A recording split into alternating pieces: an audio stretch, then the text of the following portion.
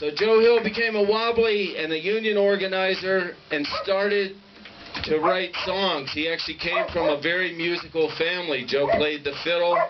His family used to sing back in Sweden. And Joe started writing songs on picket lines and at workers' demonstrations and strikes all over the country. And his name soon became very well known. The IWW picked up on his songs, started producing them in the Little Red Songbook. And this was before the age of recording. There was no records, there was no radio. But Joe Hill's songs managed by word of mouth and through the Little Red Songbook to get out to millions and millions of workers just like him. And they were singing his songs on picket lines and on strike lines and in prison and in jail all over the United States. So anyway, they executed Joe Hill on November 19th, 1915. So this is the 100th anniversary of Joe Hill's execution. Well, some of us were pretty enamored of the fact that there was tours all over the country celebrating Woody Guthrie's 100th birthday in 2012. And we thought, well, we should celebrate the 100th anniversary of Joe Hill's execution in 2015. So that's where this whole tour came from. Yep. You're looking at what is probably about the 30th show of this tour. It started in Chicago on May Day, International Workers' Day, a little bar called The Hideout, if anybody's ever been there, one of my favorite places. Went up through the Midwest. We had a series of musicians. Ann Feeney, anybody know Ann? Yeah. J.P. Wright, my buddy on the railroad. He's played here right on the stage. Little Rev, Bucky Hawker. Then the show went to the Northeast, and we had Magpie, Charlie King, George Mann. Then it went down to the South. We had a series of shows there, and now we're on the Western leg. These guys just started on San Diego on November 5th. They're working their way on up to Bellingham. The final show is going to be in Salt Lake City, right to coincide with the assassination of Joe Hill. It'll actually be the day after. On the 19th, there's a play. And then on the 20th will be the final show.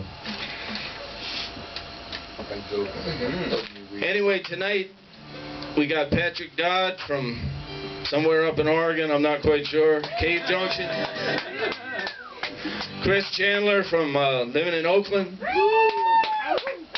Mark Ross there in Eugene. George Mann, Ithaca, New York. And our very own Lauren Oakes here in the Black Butte Center for Railroad Culture Week, California. Oh, and David Rovix, he's out on the stage, and he's from Portland.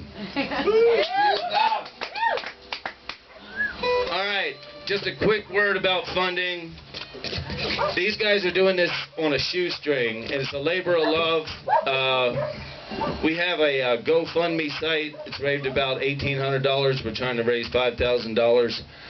But primarily, the way we funded this show is from people, basically ticket sales. Well, we don't do tickets here at Black Butte, but we do appreciate, based on the ability to pay. There was this guy named Karl Marx, and I believe it was him, once said something like, it's a bullshit, you know, like, from each according to his ability to each according to their needs. So if you got the ability, put something in that bucket, and if you don't worry about it. This is totally on us. But if you've got the money, if you're gainfully employed like I am, I'm going to put a lot of money in there tonight, so I hope you do too, okay, if you making the money. Yeah. He's also been cooking for us. Yeah. That's right. Thank you, babe. Yeah. So one other way these guys make money so they can do this is they sell CDs. So if you like any particular musician, go outside afterwards or at the break. There'll be a little intermission, and you can buy one of their CDs. It'll really help them get down the road here. All right, so tonight's show. Well, first I want to talk about the IWW, only for about 30 seconds.